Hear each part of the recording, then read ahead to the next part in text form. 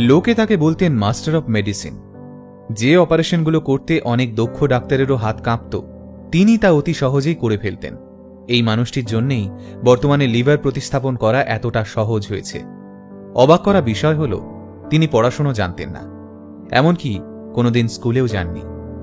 কিন্তু Cape Town medical university, যা চিকিৎসা জগতের ডাক্তার পড়াশোনার জন্য বিশ্ববিখ্যাত প্রতিষ্ঠান, তাকে সম্মানিত করেছিল শ্রেষ্ঠ চিকিৎসক হিসেবে। কিভাবে সম্ভব এটা? আজ সেই গল্পই শুনব। তার জন্ম কেপটাউনের প্রত্যন্ত অঞ্চল সোনিটানি ভিলেজে। পিতামাতা ছিলেন পশুপালক। ভেড়া এবং ছাগল পুষে জীবিকা নির্বাহ করতেন তারা।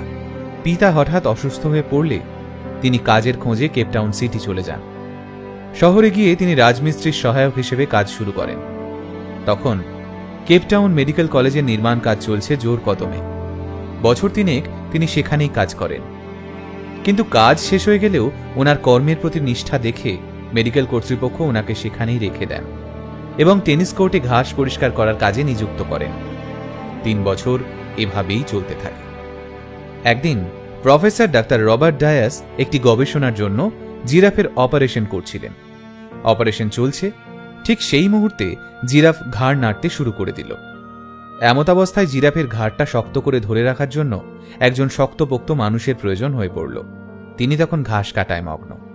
প্রফেসর তাকে ডেকে নিলেন অপারেশন থিয়েটারে আর বললেন, জিরাফের গর্দানটা শক্ত করে ধরে থাকো। অপারেশন টানা 8 ঘন্টা চলতে থাকে। এর মধ্যে গবেষণা টিম মাঝে মাঝে বিরতি নিতে থাকেন।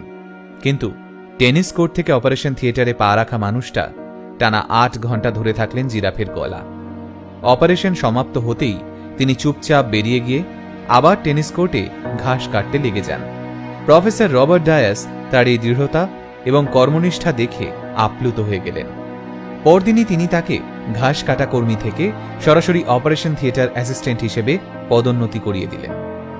এরপর প্রতিদিন বিভিন্ন সার্জন তার সামনে বিভিন্ন অপারেশন করেই চললেন, আর উনি সহকারী হিসেবে তাদের সাথে কাজ করতে থাকেন।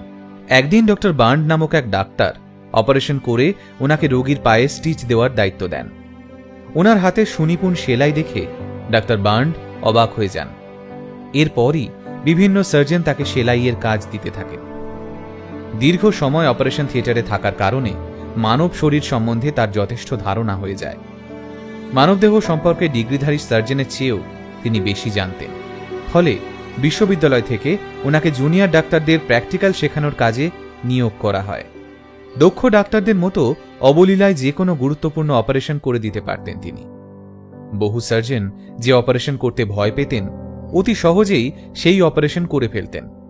1970 সালে এই ইউনিভার্সিটিতে লিভার নিয়ে একটি গুরুত্বপূর্ণ গবেষণা হয়। তিনি তখন লিভারের মধ্যে এমন একটি ধমনী চিহ্নিত করেন যার কারণে লিভার প্রতিস্থাপন অত্যন্ত সহজ হয়ে যায়। বিশ্ববিখ্যাত চিকিৎসা বিজ্ঞানীরা অবাক হয়ে যান। আজও তার দেখানো পথ ধরেই লিভার ট্রান্সপ্লান্ট হয়ে থাকে। নিরক্ষর এই মানুষটির নাম হ্যামিল্টন নাকি। জীবনের 50 বছর তিনি কেপটাউন বিশ্ববিদ্যালয়ে কাটিয়ে দেন। কেপটাউন বিশ্ববিদ্যালয় থেকে ওনাকে ডক্টর হ্যামিল্টন ও মাস্টার অব মেডিসিন সম্মানে ভূষিত করা হয়। কর্মজীবনের 50 বছর তিনি একদিনও ছুটি নেননি। প্রতিদিন 14 মাইল পায়ে হেঁটে তিনি বিশ্ববিদ্যালয়ে আসতেন। ডক্টর হ্যামিল্টন মোট 30,000 সার্জনের শিক্ষাগুরু ছিলেন। 2005 সালে এই কিংবদন্তি মানুষটি মারা যান। তার মৃতদেহ ইউনিভার্সিটি ক্যাম্পাসেই দাফন করা হয়। গোটা পৃথিবীতে এই বিরলতম সম্মান একমাত্র তিনিই অর্জন করতে পেরেছেন। সার্জন ডাক্তার হ্যামিল্টন প্রমাণ করে গেছেন, জীবনে বড় হওয়ার জন্য কেবলমাত্র পুঁথিগত শিক্ষাটুকুই যথেষ্ট নয়।